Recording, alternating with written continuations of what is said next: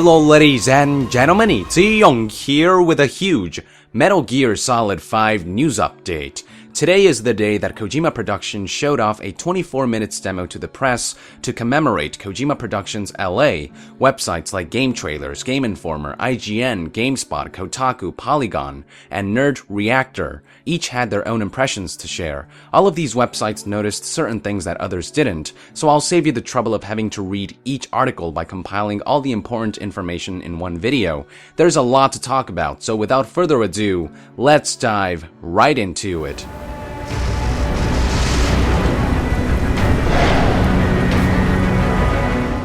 Before I talk about specific gameplay elements, allow me to paint a clear picture of what the demo showed. The demo featured the same portion from Ground Zero shown off for the first time at PAX 2012, featuring the same intro cutscene with Skullface and Chico, leading up to Snake's infiltration. Now of course this time the gameplay portion was much more extensive, diving deeper into Camp Omega. However, for the purposes of avoiding spoilers, the demo featured a custom mission. The mission revolved around Snake retrieving a Kojima Productions LA Fox logo emblem, which ended up somewhere in Camp Omega after Skullface threw it away from his helicopter. Now, the first thing we need to get out of the way, the entire demo featured English voices, and Snake was voiced by none other than Kiefer Sutherland. In other words, we can put to rest the theory that David Hayter will be voicing Snake in Ground Zeroes. This also gives a pretty clear indication that punished Snake from the Phantom Pain trailer is Big Boss, and not some other character acting as a double. Now, as for Kiefer's performance, it has been described as lighter, more subtle, and less cartoony than David Hayter's performance, which could be good or bad, depending on your preference. IGN in particular wasn't a big fan of Kiefer's voice, calling it phoned in, and stating that his performance flattens the roguish charm of Big Boss. In the end, Snake's new voice will end up being a matter of preference. Anyways, let's begin by talking about the game's HUD and user interface, or lack thereof. Kojima emphasized that one of the goals with Metal Gear Solid 5 and its open-world structure was immersion, and part of achieving that includes making the UI as minimal as possible. The HUD has been described as virtually non-existent. Gone is the life meter, instead replaced by blood that fills the edges of the screen as Snake takes damage. When Snake gets out of harm's way, the blood slowly disappears, confirming that Metal Gear Solid 5 will feature regenerating health, making the future of the classic Metal Gear item, the ration, uncertain. Also gone from the HUD are minimaps or overhead radars that usually occupy the top right corner of the screen. Instead, players now have the ability to mark or tag enemy soldiers and vehicles through the use of binoculars. I expect you'll become quite familiar with those binoculars as you plan your next move. Once tagged, an arrow will appear above the target and will remain there until unmarked. This mechanic is very similar to the Mark and Execute feature from the recent Splinter Cell games, but in Metal Gear Solid 5, it is mandatory that players use the binoculars to take advantage of this feature. Also, unlike in Splinter Cell, players will not have an execute ability or anything like that. These tags are more for keeping track of enemies than anything else. In fact, tagging targets also grants players the ability to see the target on Snake's map through a device known as the iDroid, which when brought up looks like a projected tablet of sorts. It is important to note that when using the device, the action doesn't stop. The camera smoothly transitions onto the device and the game world still lives and breathes. In other words, players will have to find a safe spot to look at the map or risk detection. So far, all we really know about the iDroid device is that it gives Snake a satellite view of his current location, and it will only show enemies that have been tagged. This new way of handling personnel detection will encourage players to scout and plan ahead prior to an infiltration.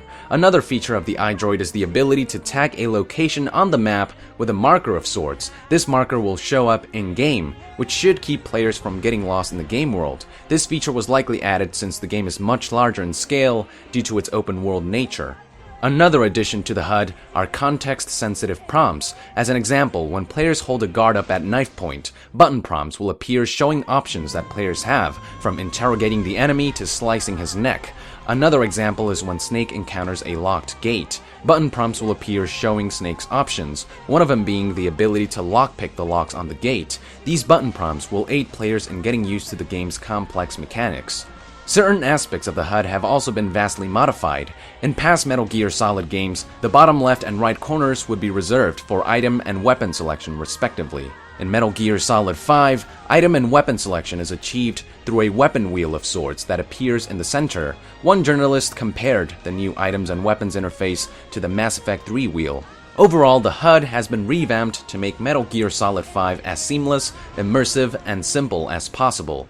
But enough about the HUD. The demo also showed off some of the game's stealth mechanics. The biggest difference from past games revolves around Snake's maneuverability and movements. They have been described as much more fluid and aggressive, and with much more forward momentum than in past games, meaning that transitions between various positions happen in motion. Everything from standing, crouching, crawling, to taking cover occur with little to no pause. Furthermore, Snake now has a greater degree of flexibility when it comes to overcoming obstacles. In the demo, Snake was seen climbing fences and small buildings, reaching rooftops of structures, lockpicking inaccessible areas. And overall, the demo showed that this time, Snake can reach more places than ever before. Furthermore, Snake has new moves at his disposal to take out guards, like the ability to seamlessly steal weapons to use against them, or the ability to throw enemies off ledges. In the demo, for example, Snake makes his way to one of the guard towers to take out the man handling the searchlight. To do so, Snake climbs up the ladder, he grabs the guard and throws him off to the ground below. A neat little detail is that Snake could then take over the searchlight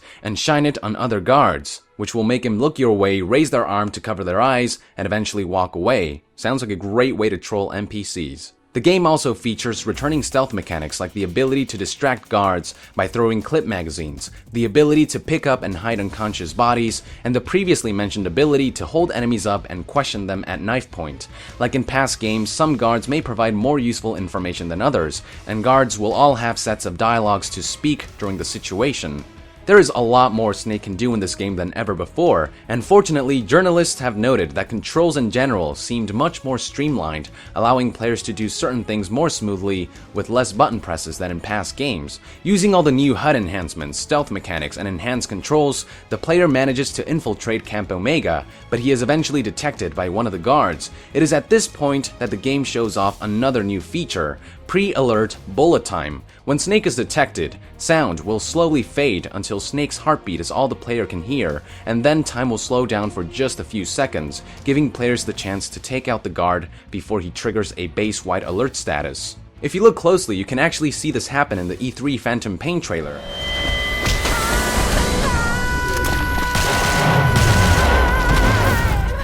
Now, at this point, some of you out there may be wondering, won't this make the game too easy? Hideo Kojima's justification for this mechanic is the simple fact that the game is now open world. In past Metal Gear Solid games, it was a lot easier to remain undetected since players had to follow a linear path for the most part. In the open world environment, however, enemies are more abundant and their locations and patterns are much more random. So to balance that out, Hideo Kojima added this short bullet time mechanic, which also represents Snake's reflexes.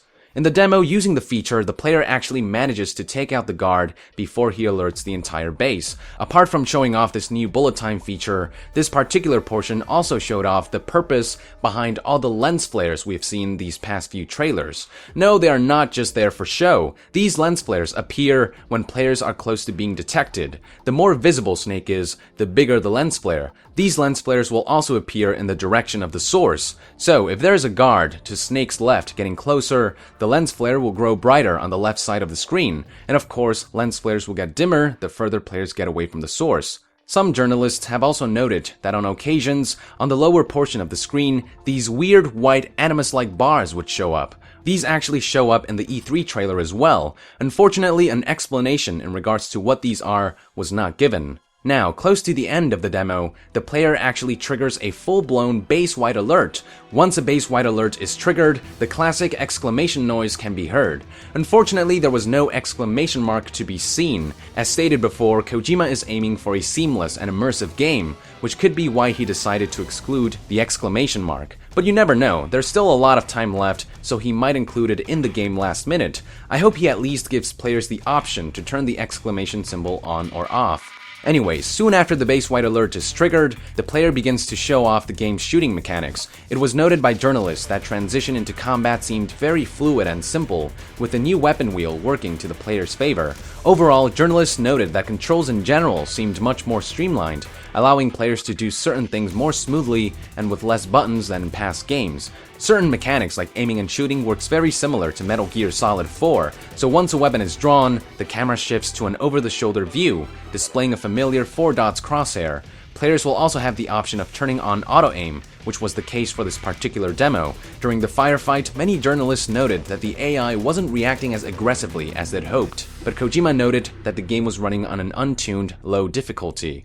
In other words, the game is still in development, so it will get better with time. However, the AI was still advanced enough to overwhelm the player, forcing him to hijack a jeep to get the hell out of there. Unfortunately, most journalists noted that the driving portion of the demo didn't seem very smooth, although it could have just been that the player sucked. During Snake's getaway, the vehicle receives a lot of damage, including a flattened tire, which forced him to make his exit by calling a helicopter for extraction. We were given a glimpse of this feature in the PAX 2012 Ground Zeroes demo, but they went a little further this time. Rather than having the demo end as soon as Snake got on the helicopter, the game continued seamlessly with Snake on the helicopter taking flight, and the player actually kept shooting at the guards below. It was moments later that the demo finally concluded with a custom cutscene of the helicopter flying away. It is still unknown whether players can seamlessly fly the helicopter all the way back to base, or if there will be certain transitional loading screens. If there is one thing this demo shows, it is that Hideo Kojima's goal is to make this game as seamless and immersive as possible.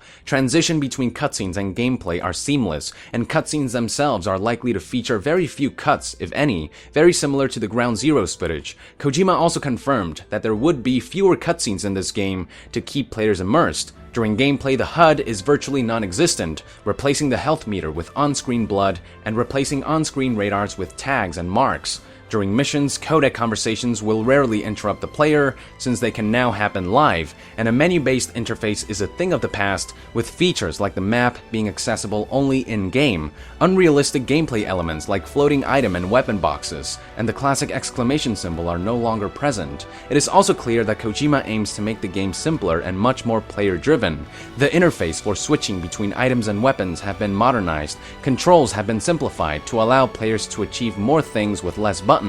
Button prompts are ever present to guide the player, and Kojima constantly reiterates that player choice, both in terms of missions and narrative, will take center stage. A lot was shown today, but don't be fooled, this was just the tip of the iceberg. More will be shown soon. Hideo Kojima confirmed that we will see more of Metal Gear Solid 5 at TGS, during which he will show off the next generation version of the game. Thus far, we have only seen the current generation version, so it'll be exciting to see just how much better the game looks. All that is known thus far about the difference between current gen and next gen versions is that the current gen version of the game will run at 30 frames per second, while the next gen version will run at 60 frames per second.